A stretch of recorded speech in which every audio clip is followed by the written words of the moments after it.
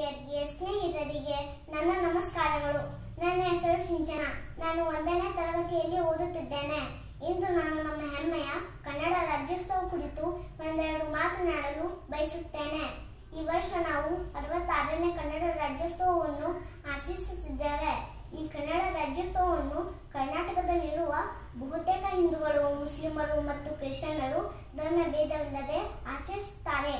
ಅಲ್ಲಲ್ಲಿ ಚದುರಿದ ಕನ್ನಡವನ್ನೆಲ್ಲ ಒಂದುಗೂಡಿಸಿ 1956 ನವೆಂಬರ್ 1ರಂದು ಕರ್ನಾಟಕವೆಂದು ನಾಮಕರಣ ಮಾಡಿದ ದಿನವೂ ಇದಾಗಿದೆ. ಕರ್ನಾಟಕಕ್ಕೆ ತನ್ನದೇ ಆದ ಪ್ರತ್ಯೇಕ ಬಾವುಟವಿದೆ. ಹಳದಿ ಮತ್ತು ಕೆಂಪು ಬಣ್ಣಗಳಿಂದ ಕೂಡಿದೆ. ಈ ದಿನದಂದು ರಾಜ್ಯೋತ್ಸವ ಪ್ರಶಸ್ತಿಗಳನ್ನು ಪ್ರದಾನ ಮಾಡಲಾಗುತ್ತದೆ ಹಾಗೂ ಹಲವು ಸಾಂಸ್ಕೃತಿಕ ಕಾರ್ಯಕ್ರಮಗಳನ್ನು ವಿಶ್ವದ ಎಲ್ಲ ಕಡೆ ಹಮ್ಮಿಕೊಳ್ಳಲಾಗುತ್ತದೆ.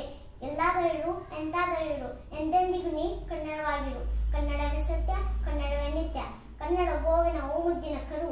ಕನ್ನಡತನವಂತಿದ್ದರೆ ನೀ ಅಮ್ಮಗೆ ಕಲ್ಪತರು ಎನ್ನುವ ಕುವೆಂಪು ಅವರ 4 ಸಾಲುಗಳನ್ನು ನೆನೆಯುತ್ತಾ ನನ್ನ 2 ಮಾತುಗಳನ್ನು